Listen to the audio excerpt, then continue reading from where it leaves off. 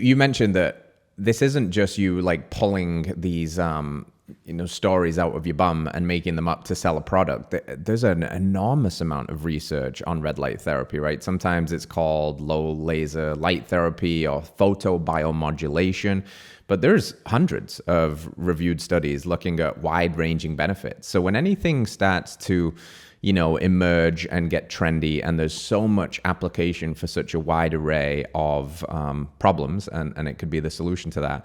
Obviously, some charlatans come into the mix, some scams start to emerge. I'm curious what you would advise our listeners, and like how would they avoid red light therapy scams? So the most important thing is to know what to look for. Yeah, as you said, there's thousands. We've now got thousands of published studies on photobiomodulation or red light therapy. And I mean, this dates back to the 1960s. There was, that's when it really started happening, when they were using lasers. So there's a Hungarian physician, his name's Endre Mester, and he started using lasers. And at that point, he was showing benefits with red and near infrared light. They were showing improved wound healing and all these benefits just within rats.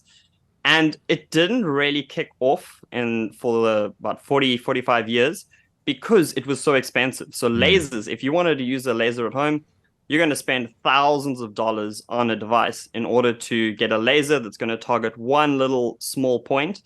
And as a result, we've always known that red near infrared light is extremely beneficial, but it's just not being accessible to the general public because it was too expensive. You would have to go to some kind of spa, and even then you're spending a couple of $100 per session.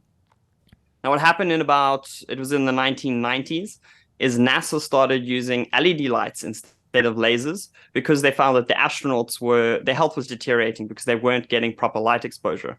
So they started using LEDs both on the astronauts and the plants actually to grow plants in space. And with LEDs, you can cover a much larger surface area, and you're also going to pay a fraction of the cost. So where you used to have to spend thousands of dollars to get a little pinpoint laser, you can now, for probably under $1,000, get a full body LED panel that is going to deliver you the same benefits at a much better price. Now, that hasn't stopped people from making products that are even cheaper than cheap.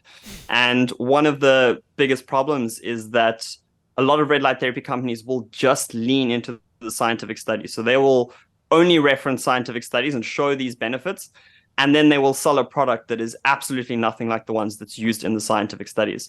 So there's a few things, but probably the most important thing to look for is the light intensity. Let's say all of the cheaper red light therapy products, what they do is they just make extremely underpowered devices. So they're not giving you anywhere enough red and near infrared light in order to actually elicit any benefit. So if someone is watching this and thinking, I want to go and get myself a red light therapy device or do my research, what I would tell you is look for a device that gives you around 100 milliwatts per centimeter squared. That's simply a measurement of light intensity, so MW per centimeter squared. And also what's very important is that the company discloses what distance they were away when they took that measurement. I think the charlatans, as you said, have even gone a step further now, and they've realized that people are looking for around 100 milliwatts per centimeter squared, and they will take a measurement right up against their device, like a very underpowered device, and they will say it's 100 milliwatts per centimeter squared. But in reality, as you get further away from any device, that light intensity does drop off. So you should be looking for a device that gives you around 100 milliwatts per centimeter squared at 6 inches and beyond. And then they give you that measurement and they tell you specifically at what distance they were when they took that measurement. Outside of this, and this is also going to depend on what your views are on health, but if you're someone who's sensitive to EMFs or just knows that it's something you should try and avoid, a lot of the lower quality devices emit very high levels of EMFs. And EMFs, it's no secret, they can cause oxidative stress in your cells as well. And the way I always explain it is if you're doing something healthy like red light therapy, you don't want to be doing something that's causing oxidative stress and going backwards at the same time. You're taking 3 steps forward with red and infrared light, but now you're taking 1 step back because you're also getting exposed to very high levels of EMFs. So again, the high quality red light therapy companies, they will tell you that their devices are EMF free at their treatment distance. It's normally between 4 and 6 inches. And again, if the device is high powered enough, you can be in that range. So you can be 4 to 6 inches away from your device, be in that 0 EMF range, and then still get a clinical dose of red and near infrared light.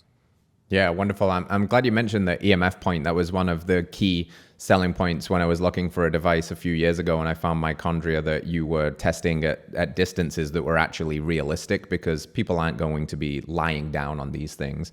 And if they are, and they're going for a cheaper one because they need more of that power output at a closer level, then it often comes with this double-edged sword of, great, now I'm blasted with EMFs too. So is that kind of the gold standard for mitochondria? That's what you're looking at a distance that's more applicable and usable, like 6 inches or so, that you still get an effective dose. Like, what is an effective dose? Like, what is a minimum effective dose for red light? Is it 10 minutes? Is it 15 minutes? Does it depend? It's such a great question, and it's actually something else you can use to look for a red flag in a company.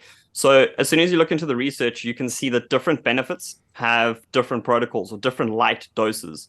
So when we're talking about things like skin improvements, it tends to be quite low doses. So you're looking between 3 and 10 joules per centimeter squared, which usually equates, let's say you're doing 100, so 100 milliwatts per centimeter squared equates to, it's about 6 joules per minute.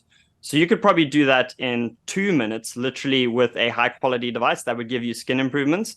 But then as soon as you're looking at other benefits, things like sleep quality, those tend to be around 30 joules.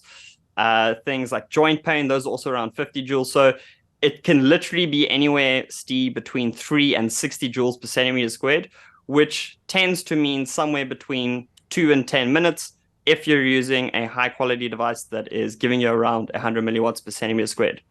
Now, what I've actually started to realize is that a very good way to tell if a red light therapy company is pulling the wool over your eyes is if they just give you general guidelines. So if they say, use our device for 8 to 10 minutes and you'll experience all those benefits, that means they're not brave enough to compare their devices to the scientific studies. So if they've looked into the scientific studies, it's very clear different benefits have different doses. So a red light therapy company that's not afraid to compare their devices to the ones that are used in the clinical research, they will give you customized protocols and say, if you're trying to improve your skin quality, then make sure you're 6 to 8 inches away and do that for 4 to 5 minutes. If you're trying to decrease joint pain, then maybe you should be a little bit closer. Maybe you're 4 inches now and your session should be 8 to 10 minutes. So as a general rule of thumb, your session could be anywhere between 2 and 10 minutes, provided it's a high quality device. But it will definitely depend on the benefit that you're trying to achieve. Hello friends, if you enjoyed that clip, then you can watch the entire thing by heading to this link over here, or you can find us wherever you find podcasts by searching Radical Health Radio. If there's value here, please hit that like button, let us know in a comment what your biggest takeaway was, and hit subscribe, support the show as we support you. We'll see you soon.